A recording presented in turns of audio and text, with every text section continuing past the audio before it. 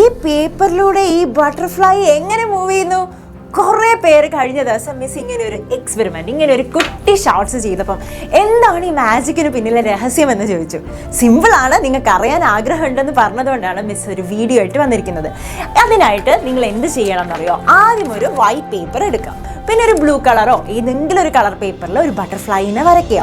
എന്നിട്ട് ബട്ടർഫ്ലൈനെ വരച്ചിട്ട് അതിന് പുറകിൽ ഒരു ഈ കാണുന്ന പോലെ സേഫ്റ്റി പിന്ന് കാണുന്നുണ്ടോ? സേഫ്റ്റി പിന്നോ അല്ലെങ്കിൽ മൊട്ട് സൂചിയോ അങ്ങനെ എന്തെങ്കിലും കണക്ട് ചെയ്ത് വെക്കാം. നിങ്ങൾക്ക് നല്ല ഭംഗിയിൽ ബട്ടർഫ്ലൈനെ വരയ്ക്കാം കേട്ടോ. ഇത് മിസ് വരുന്നത് അത്ര ശരിയായിട്ടില്ല. നിങ്ങൾക്ക് നല്ലോണം വരയാൻ അറിയുന്ന കുട്ടികളൊക്കെ ഉണ്ടാവില്ലേ? അപ്പൊ നല്ല ഭംഗിയായിട്ട് വരയ്ക്കാം. എന്നിട്ട് എന്ത് ചെയ്യണം എന്നറിയോ? എന്നിട്ട് ഈ പേപ്പറിന് മുകളിൽ ഇങ്ങനെ വെക്കാം.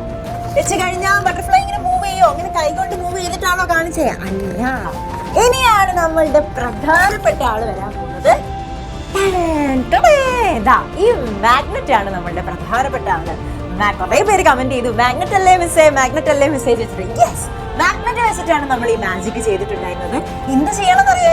ഈ ബട്ടർഫ്ലൈനെ ഇവിടെ ഇങ്ങനെ വെക്കുക. എന്നിട്ട് ഈ മാഗ്നറ്റ് ഇതിന് തൊട്ട് പുറകിൽ വെക്കാം. അപ്പൊ എന്ത് സംഭവിക്കും? യെസ്, എന്ത് സംഭവിച്ചു? ഈ ബട്ടർഫ്ലൈ ഇവിടെ നിൽക്കുന്നില്ലേ? എങ്ങനെ നിൽക്കുന്നു?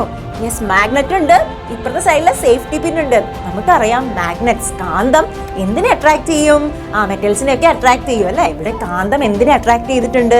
ആ പിന്നിനെ അട്രാക്ട് ചെയ്തു. ഇനി നമുക്ക് ഇവിടെ വെച്ച് കാന്തം മാഗ്നറ്റ് ഇങ്ങനെ മൂവ് ചെയ്ത് കഴിഞ്ഞാൽ എന്ത് സംഭവിക്കും? മാഗ്നറ്റിനെ ഇങ്ങനെ മൂവ് ചെയ്യാം. അപ്പൊ മൂവ് ചെയ്യുമ്പോൾ നമ്മളുടെ ബട്ടർഫ്ലൈ മൂവ് ചെയ്യും. അപ്പൊ നമുക്ക് ഈ മാജിക് കാണിച്ചിട്ട് ഇനി ഷൈൻ ചെയ്യാലോ. അപ്പൊ സിമ്പിൾ ട്രിക്ക് അല്ലേ? സിമ്പിൾ ട്രിക്കിൽ നല്ല അടിപൊളി മാജിക് ആയി അല്ലേ?